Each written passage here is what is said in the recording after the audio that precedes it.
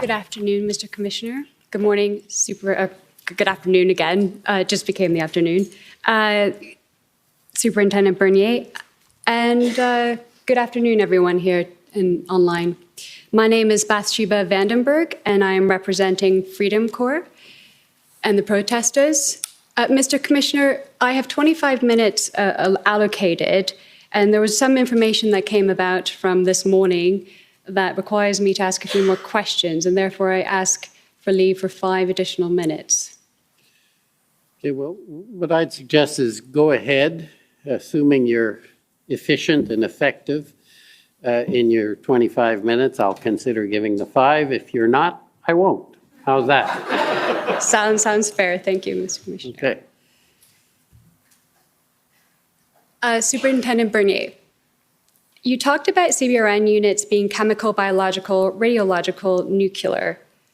Was that the OPS CBRNE combined with RCMP? That is correct. Are you aware that the military unit, which is called Canadian Joint Incident Response Unit, which is part of CANOSCOM, assists RCMP in that capacity? Perhaps they have agreements on certain types of events that they would become involved with that. And so do you agree that this military CBRN capability unit may have been used during the protest after the Emergencies Act invocation to assist the RCMP? I have no knowledge of that. In your testimony yesterday, you mentioned that when you were assigned to the Service Command Center on February the 3rd, you noted that there were problems with OPS staffing. Is that right? There were challenges in meeting the staffing needs. Okay. And I also understand that OPS COVID-19 vaccine mandates took effect on February 1st. Is that right? I don't have specific knowledge on that. But they took effect around that date. Is that right? There were specific ones that you want to refer to that I don't know what you're referring to, COVID-19 mandate. The COVID-19 vaccination mandate, to be clear. What was the change or that they went into place? That anyone in the OPS force that did not take the COVID-19 vaccine would no longer be able to serve in the force. You're talking about the internal 1st. policies, not globally on that. You're talking about Ottawa Police. Yep, correct. That's correct. Correct. Okay, thank you. And that as a result of the mandate coming into effect, that OPS lost around 200 members? I don't have exact numbers on that. Okay. Given the staffing and resource issues that have been identified by OPS, did OPS consider waiving the COVID-19 vaccination mandates and allowing unvaccinated OPS officers to return to work? That would be outside my purview responsibilities. Okay. Can you confirm that prior to Superintendent Patterson's position as event commander between February the 6th and 10th, that he was working in the Intelligence Directorate? That is accurate. In your testimony, you mentioned that Superintendent Patterson told you on February 7th that he wanted to use public order units, also known as POUs, to clear the Rideau-Sussex intersection on February the 9th? I'd have to refer to my notes specifically if you would. I could confirm if you'd like. Is what you mentioned yesterday in your examination in chief. So if once again, you're referring to a specific date that sounds right, on or about that date. I would just I would have it in my notes. Okay. But he did have a conversation with you around that time to use POUs. And that he wanted to clear out with POU action the Rideau and Sussex intersection in the same way that he used them on February 6th to effect arrest and seize fuels from protesters in Coventry. Is that right? I wouldn't say that the conversation would be that in the same effect. They're two different operations, two different styles of operations. That's right. But POUs were used on February 6th, were they not? Where? In Coventry. That would be, on or about that day, I know that there was some operation not involved in my responsibilities, but I was aware that something of that nature happened at Coventry. Okay. Inspector Baudin testified that the use of POU action at Coventry undermined the PLT's work of negotiation with the protesters. Do you agree? I'm not privy to all the information of what PLT was doing at the time, what the arrangements were, what the integration was. It would be hard for me to have an opinion on that. Would you agree, though, that POU action would undermine PLT work in negotiations? They each have their role, and integrated properly and used appropriately, they should be working in unison, if that helps. Okay. Superintendent Abrams testified that Superintendent Patterson spoke to him about wanting to use a snatch and grab method on protesters and mentioned that that is a method used by OPS and not OPP. Is that right? Is this something that I was privy to? Because I'm not sure I heard the snatch and grab term used. Is there notes to this? It would only be privy to you if you listened to Superintendent Abrams' testimony last week. I did not. If you didn't, then. But is it a method that OPS use? So a term snatch and grab, under what context? Meaning that police officers lined up on a horizontal line or in ranks in riot gear, and they snatch and grab a protester in order to place the protester behind the lines or behind the ranks to effect an arrest. So the term snatch and grab is not a term that I am familiar with, but I do have extensive experience as a public order commander and in charge of our public order unit for 5 years, that there are arrest techniques that we use in a public order fashion that all public order units utilize across the province for effecting a lawful arrest on a public order line. That's right. And do those arrest techniques involve the physical maneuvering of snatching or grabbing a person? There are techniques that are going to be arrest techniques that are going to be used. And like I said, the snatch and grab is not something that I'm familiar with.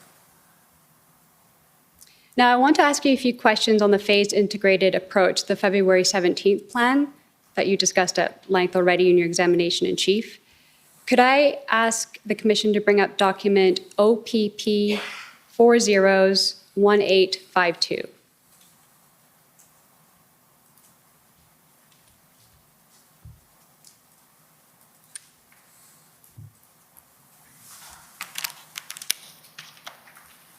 And could we go to page 7, please?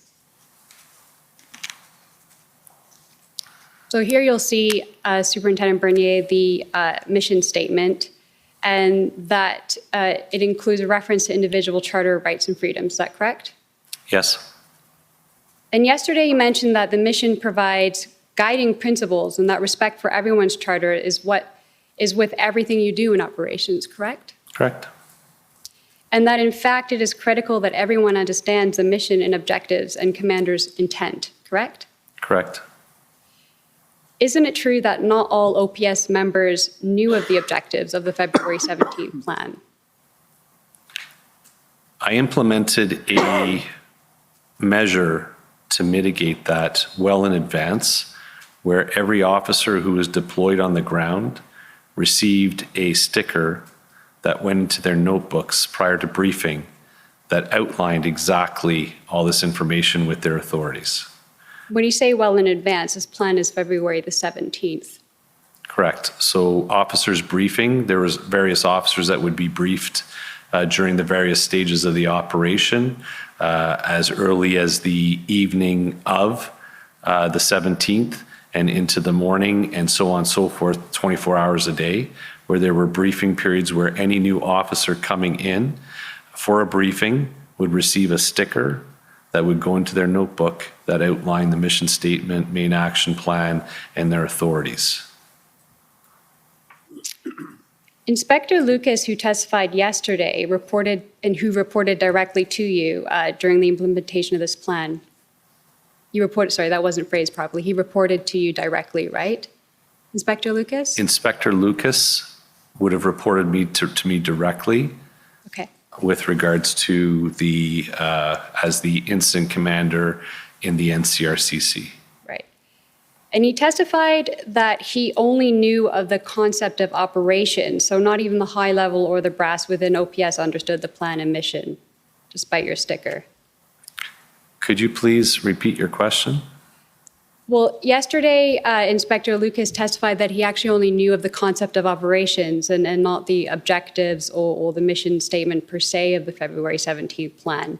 And so, therefore, wouldn't you agree that not even the high level or the brass within OPS understood the plan and the mission insofar as the objectives? I can't speak for Inspector Lucas, but I had an operations chief directly linked feeding all the information as it was taking place within our operational level command and fed Inspector Lucas with all the details of this plan. I even emailed out to every member of the Ottawa Police the mission statement and the main action plan on master distribution list, and kept everyone abreast of what was taking place through email. Okay. As far as the executive goes, the strategic commander involved, which is Deputy Chief Ferguson, involved all the way along and fully informing. Okay, thank you. Could we scroll down to page 9 of the February 17th plan? And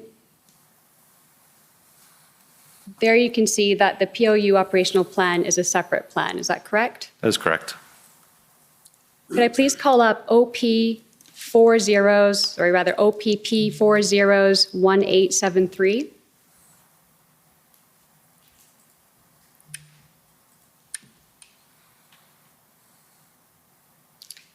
You agree that this POU tactical operations plan is a tactical operations plan for the integrated public order units responding to the protest in Ottawa, right? Can you scroll down a bit, please? Some more?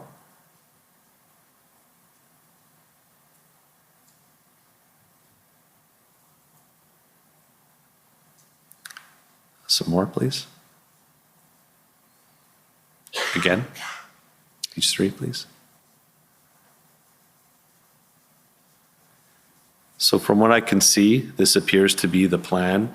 Without going into every single page to see, it is aligning with the plan that I would have approved. Okay, thank you. And you agree that you were the overall event commander for this operation? That is correct. Who was the critical? Sorry, I should qualify. We were in unified command. That's right. So we are 3 unified commanders approving this plan and moving forward at this point. So That's right, with Inspector Springer, Superintendent Liu, and myself. Yeah. And who was the critical incident commander assigned with the POUs on the ground? There were multiple. There wasn't one particular? No, because of the magnitude of the event, we had to have the ability to manage multiple situations, critical incidents at the same time. And who were the 3 reserve event commanders that you mentioned earlier? So I would have to refer back to my notes if I could, but could I go back to my notes? Please, on the 18th, probably.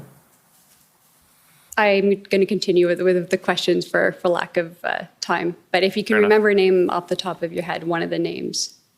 Well, Superintendent Mike Francis, at the time he was Superintendent Mike Francis, OPP. Okay, thank you. I would like to take you down to paragraph 34, the mission statement.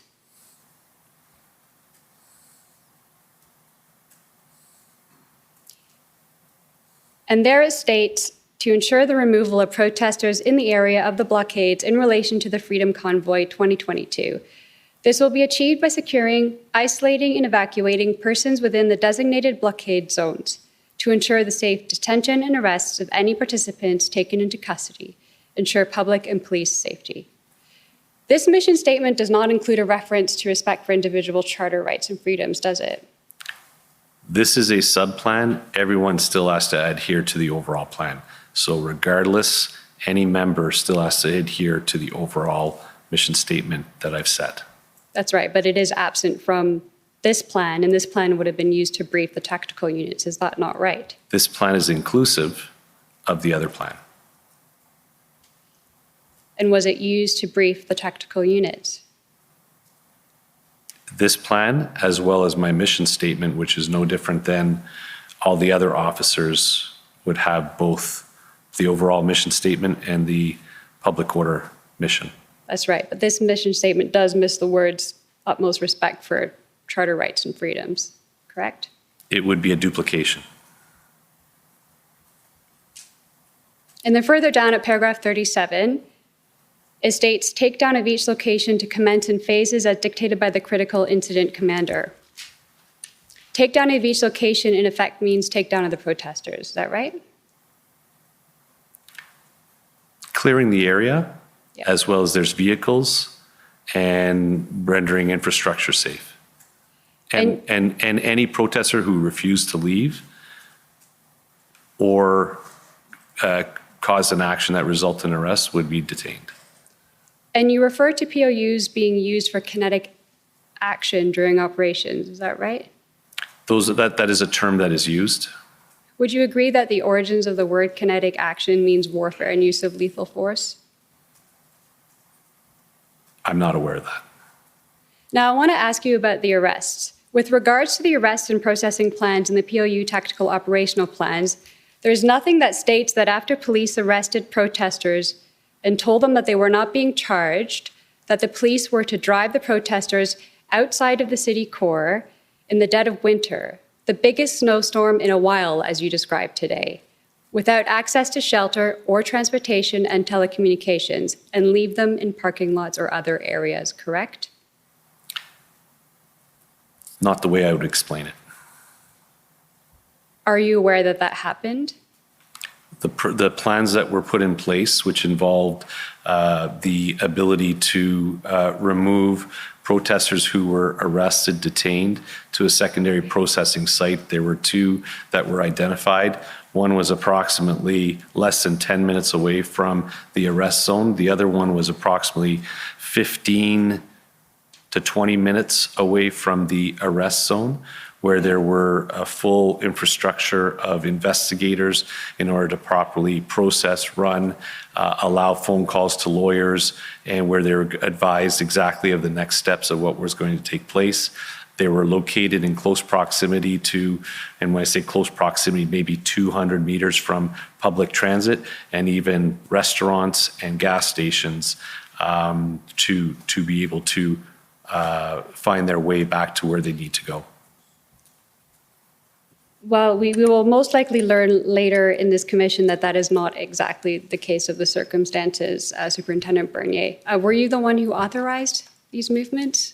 I authorized the plan and the secondary processing site. At the end of the day, the unified command between Inspector Springer, myself, and Superintendent Liu, we would have to be in agreement, and it was the investigations branch that, along with our custody branch, that came up with that arrest and processing plan. And you know who Tamara Leach and Chris Barber and Danny Bulford and Tom Marazzo are, don't you? Yes? And at no time did any of those four individuals not cooperate with the OPS? Not to my knowledge. I have no direct involvement with them. Superintendent Abrams testified that irrespective of the February 17th plan, that there remained integration issues between various police forces. Do you agree? Could you repeat the question again, please? That irrespective of the February 17th plan, that there remained communications and integration problems. Following the 17th, I think the plan went as well as it could. In any operation comes with challenges. Operations of this size and magnitude and police services from across the province and in fact across the country all come with their own structures, their own That's right. I'd actually like to procedures. pick up on that because I understand that you've gained the bronze and silver certification in major civil disorder management in the United Kingdom, and you've also trained with the RCMP and OPP. And you're just now mentioning that every force uses different structures. So is it true that every police force across the country uses different set of 10 codes? That is a possibility, yes. And there's also a different set of codes for major civil disorder management, I don't know what you would be referring to there communication codes, with regards and to managing a major incident. There's only one set of 10 codes that we use to communicate on a radio. I'm referring to your training in the United Kingdom. Okay? I didn't have to use 10 codes in the United A Kingdom. different set of codes are, Terminology, yes, for communicating. they may have different terms that they use, but in the UK, Okay. I note also that the February 17 plan does not include any reference to communications. Is that correct? which plan are you referring to? The February 17th overall master plan. There is a communications plan. Well, I put it to you that the only reference to communications is that at the stabilization phase, the first phase, that there would be a provision of integrated training and communications interoperability. Is that right? So are we moving away from whether there was a communication plan? Because there is a communication plan. We can pull that up if you'd like. Within the master plan? It's an appendix plan. You're talking about the command No, a communication plan. using agreed set codes? There's a corporate communication as well as communication with what radio channels and radio system that we would use.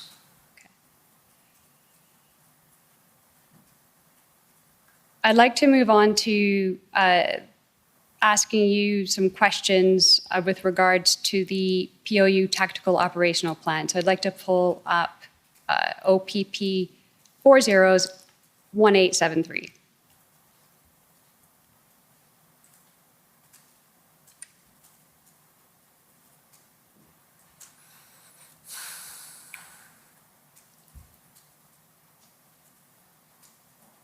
At paragraph 7,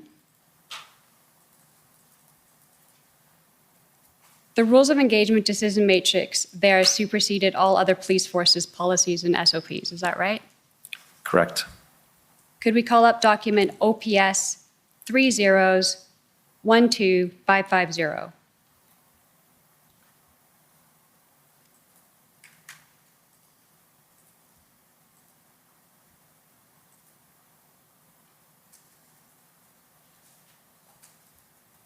I'll scroll down to page 2. It states that all police officers, including POUs, must have an up-to-date use of force qualification with the last 12 months. Is that correct? Correct. And Superintendent Abrams testified that a decision was made that this requirement would be suspended for the purpose of getting the boots on the ground on February 18th, and so that some officers would be beyond their qualification period of maybe over a year. Is that right? That was under the decision of a chief of police or commissioner under the COVID situation. But it did where there happen, was is that challenge. right? There potentially were officers who would be given an exemption. And if they had an exemption, that would still qualify. Next, it reads that every officer who draws their firearm in the presence of the public, use of any weapon or improvised weapon other than a firearm on another person, or use of physical force on a person that results in an injury to that person requires medical attention shall complete a use of force report. Is that correct? Correct. And do you know how many use of force reports were recorded after the tactical phase? I don't have that. We would have to then find those records from follow-up from that, but the records were kept and use of force reports were filled in. Did you not receive an email on February 20 that only 4 use of force reports were recorded and that a number of arrest sheets didn't indicate yes or no for use of force? Would you be able to pull up that email? Because it doesn't seem to. Not at this time, but I can assure you that it was sent to you on February 20th. I would like to call up document HRF 401559.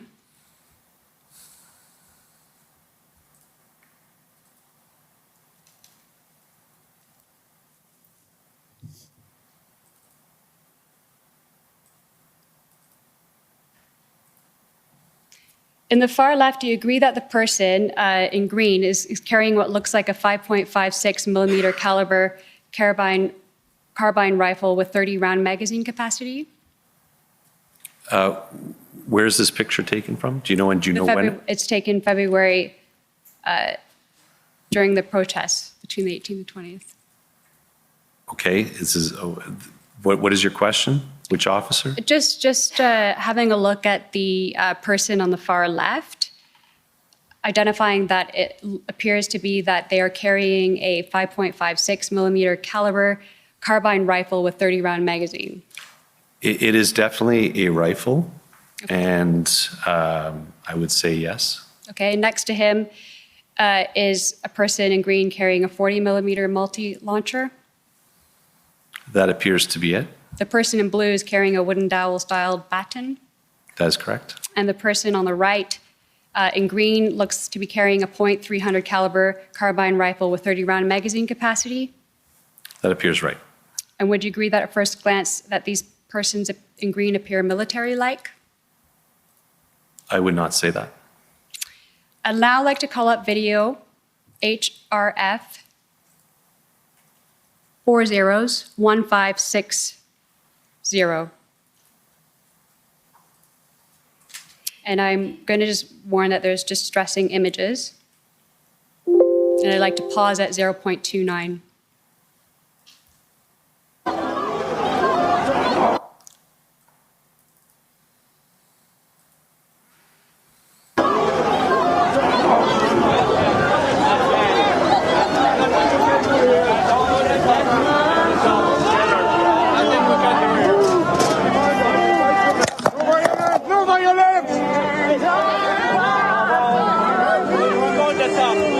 There's nothing we can do here. We're together. Come on, brother. Don't do it. Don't be selfish. We all want to talk. Hey, you know that? All right, so do you agree that the OPS officer in this video in the back behind the ranks, the line, is using what is actually the muzzle and not the butt of what looks like a 40 millimeter chemical munition launched to beat a protester with? Not enough for me to see what exactly is going on. But you can see that there is a police officer in the back beating a protester with a rifle. There is not enough for me to see what is actually happening behind We continue bodies. playing the video, please. Please. You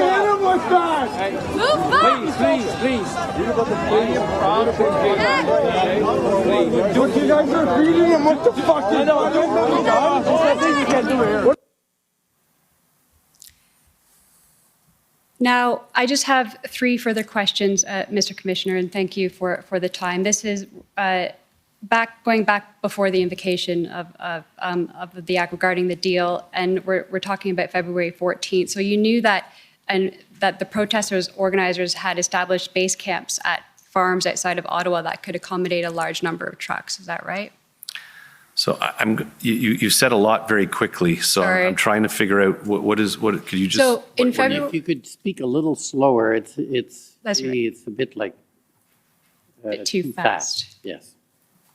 In February, you were aware that there were base camps at farms outside of Ottawa that could accommodate a number of trucks. At what point in February are you talking about? Prior to the invocation of the act. Yes, we were aware. So when I was involved, I was aware that there were multiple locations on the outskirts of Ottawa and actually a quite good distance from Ottawa as well. And that on February 14th, approximately 100 trucks and protest vehicles left the downtown under the mayor's deal, and only 23 trucks moved up to Wellington, and then the remainder left Ottawa, right? I actually have no records of vehicles leaving. The footprint did not change all that much. There was movement up onto the hill, onto Wellington. But from the information that I was receiving on would have been whichever day the movement would have taken place, February 14th. 14th, there was very minimal departure of vehicles. Right, but there was some, and this is my final question is but for the lack of the OPS cooperation in implementing that deal and obstruction of movement of vehicles out of the downtown residential areas at the rate that the truckers were actually moving and the vehicles moving outside on February 14th, most of the downtown, but for Wellington, would have been cleared by Wednesday, February 16th, correct? We developed a quite robust, highly staffed with both our police liaison and our traffic unit and cleared egress routes that were going to be very well communicated with all the protesters as to if they wanted to leave for a 24-hour period. We had those routes clearly open and facilitating the departure of vehicles. They were not leaving. Some of them did move, though. You did say that on February 14th. And had they had a bit more time, they would have fully cleared out the area. But for Wellington. Thank you. Thank you for your service, Superintendent Bernier. And thank you, Mr. Commissioner, for the additional time. I appreciate it.